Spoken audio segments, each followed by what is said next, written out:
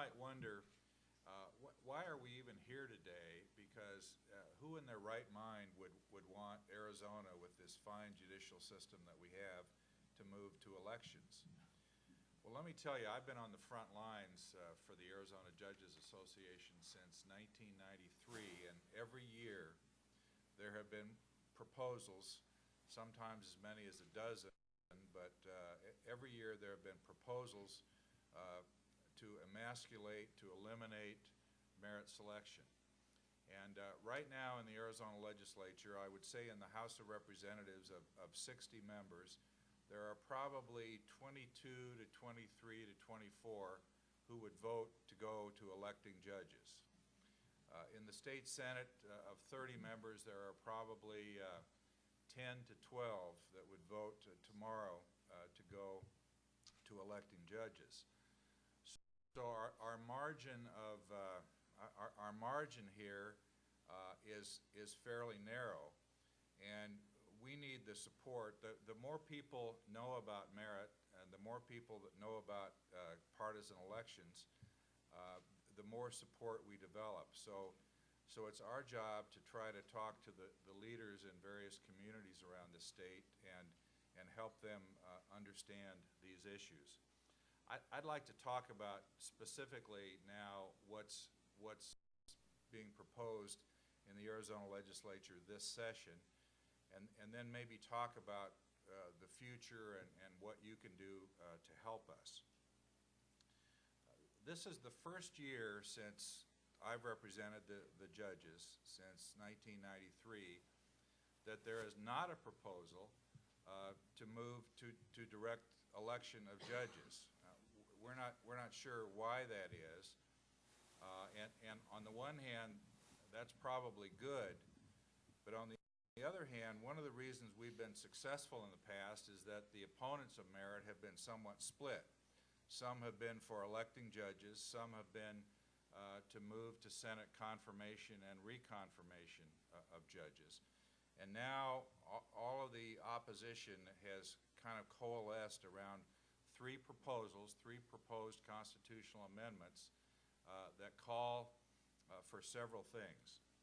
First of all, they would remove the nominating commissions.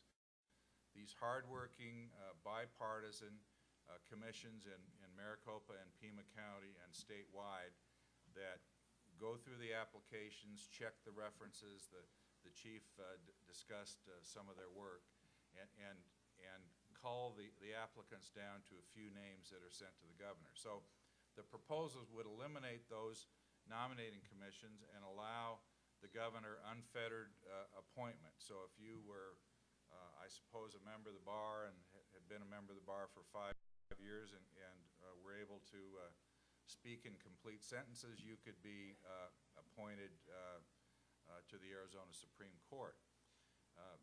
The other parts of these proposals would call for Senate confirmation and Senate reconfirmation upon request. Senate reconfirmation upon request means that if a judge during his or her term does something to offend a member of the state Senate, they could bring them back before the state Senate for reconfirmation when their term was up. Senate confirmation might sound good, might sound like the federal system, but it doesn't work in Arizona. Judicial vacancies occur year-round. The state Senate meets only a few months of the year, and a number of spots would be vacant. And Senate confirmation is a horrible situation for Pima County.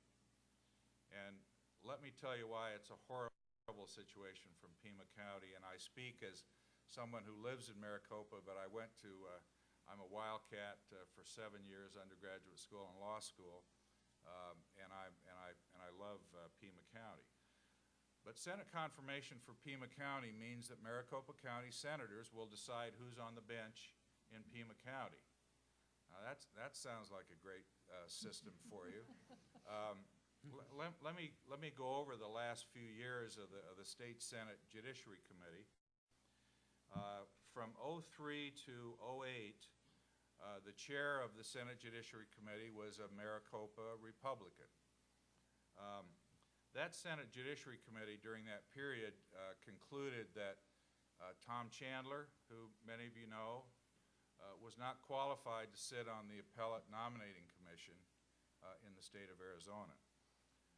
That Senate Judiciary Committee had one member from Pima County in 2003 and 4, and no members from Pima County from 05 through 08. So if you think it's a good idea to have Maricopa County senators deciding who sits on the Pima County Superior Court bench, then you'll be a strong supporter of Senate confirmation of candidates. Right now, the chairman of the Senate Judiciary Committee happens to be Jonathan Payton from Pima County. So that's kind of a good thing, okay, for Pima County for Senate confirmation, but who knows for how long Jonathan Payton will be chairman of the Senate Judiciary Committee, and he's the only senator from Pima County on the committee. The other 6 senators are from Maricopa County, currently on the Senate Judiciary Committee. Now, we are feeling fairly good about this legislature, although, as I told you at the beginning of my remarks, the margin is slim. We have a friend as chairman of the House Judiciary Committee. He's a young man who grew up in Sandra O'Connor's neighborhood. His name is Adam Driggs, and he knows he'll suffer a severe beating from Sandra O'Connor if he lets anything bad happen to Merritt through his committee. But we're not complacent, and we can't be complacent. And what we're going to do, we have your email addresses, those of you in this room, and we're going to keep you informed about these issues. And when the time comes for you to make calls or emails to certain senators or representatives, particularly those from Pima County, we're going to let you know, and we would ask you to call, write, and email them. We're not going to ask you to do that until it's necessary. We don't want to waste your time, but we want to keep you informed, and we want to enlist your support to keep this system that I have businesses that I operate in 3 different states in addition to Arizona, and I travel around a lot. And Arizona's judicial system is the envy of the country. And it's just absolutely absurd to think that that we would want to change it, or that we would allow it to be changed for the worse. So thank you for coming. Thank you for listening. And now I guess we'll entertain questions.